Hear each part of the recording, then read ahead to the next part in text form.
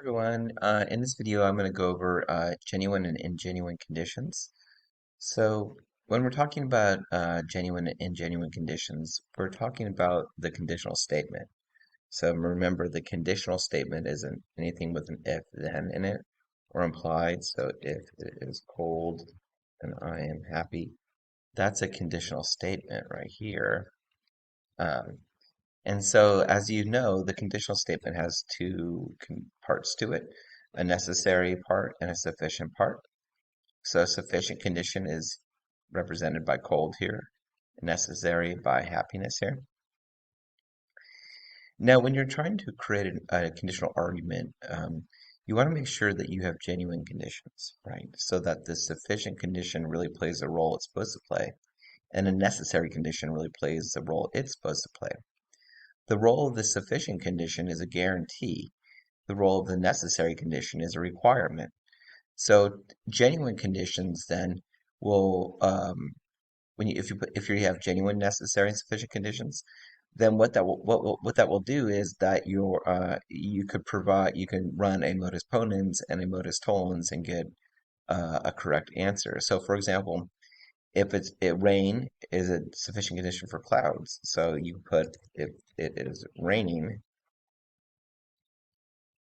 then it is cloudy. That's a sufficient condition because this rain is sufficient for clouds. And one way to test that is to run the modus tollens. So if this is true, so given this statement here, if it's raining, then it's cloudy. It's not cloudy, therefore it's not raining. Well, that follows just because of the nature of the relationship between clouds and rain. So if you can negate your necessary condition in premise two, and when you do that, it negates your sufficient condition in the premise three, then your argument has genuine conditions. So if you take another example, if I have my driver's license, I passed the written test.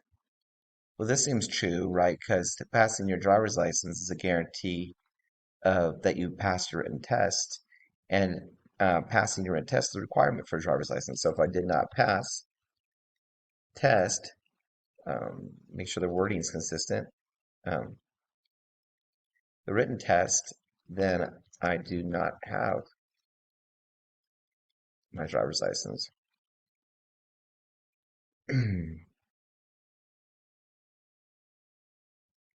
So this modus tollens here, if I have my driver's license, I pass written test. I did not pass my written test, so I don't have my driver's license. That's true because this is a requirement for this. So passing a written test is a genuine condition, necessary condition for having your driver's license.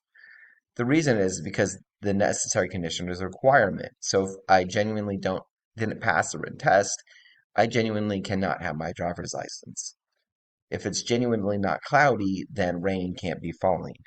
And so these are requirements. I could put in a modus tollens,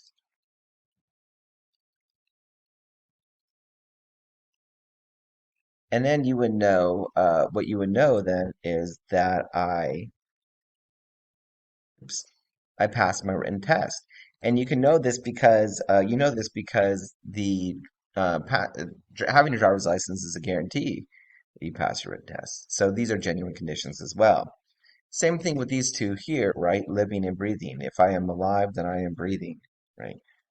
If something began to exist, then it had a cause, right? Because things that don't exist can't make themselves come into existence. Something doesn't have a cause, then it didn't begin to exist, right? Something isn't breathing uh, for an extended period of time, then it's not alive, right? Now, so there are some ingenuine conditions. And ingenuine conditions, they can, because recall that the conditional statement is an if, P, then Q. So the P and the Q here, these are the variables for your conditions. And you can have a valid modus ponens with ingenuine conditions. So imagine this first one. So imagine I am if I'm eating pizza, then I am sitting. Okay, I am eating pizza, therefore I am sitting. Okay, this is a valid argument, right? Because it follows a modus ponens format. But it's not sound, and it's not sound because the conditions are not genuine. So, is it true that I could, that if I'm not sitting, I could still be eating pizza? Well, it seems like it. But if it's true that, if number one is true here, if I'm eating pizza, then I am sitting, and I'm not sitting, then I can't be eating pizza. But that's silly. Of course, I can be eating pizza, um, because sitting doesn't have anything to do with eating pizza necessarily. So, it can't be a requirement for it. And eating pizza then can't be a guarantee. Now imagine your another one, another statement. If if I want to get strong, then I should lift weights.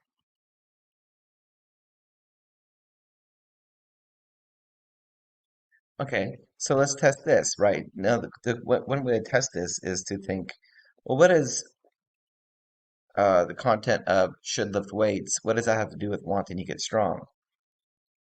I think this sentence makes sense when we're just talking informally, right? Hey, if you want to get strong, you should go lift some weights, because that's the way it typically goes. But the thing is that as this is stated, they are in genuine conditions. Wanting to get strong doesn't have anything to do with should lift the weights. It's possible you shouldn't lift weights and you can still want to be strong. Maybe you have some sort of condition where lifting weights is going to be bad for you or something. So if you want to get strong, that doesn't have anything relationship to lifting weights.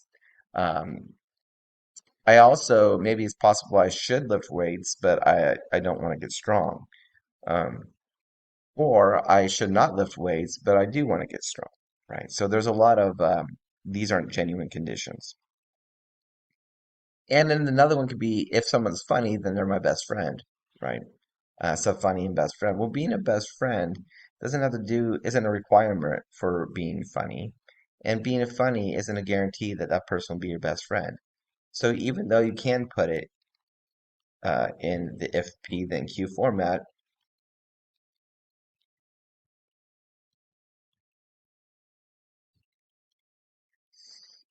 it still represents ingenuine conditions. Being a best friend is not a requirement for being funny. And being funny is not a guarantee that that person's your best friend.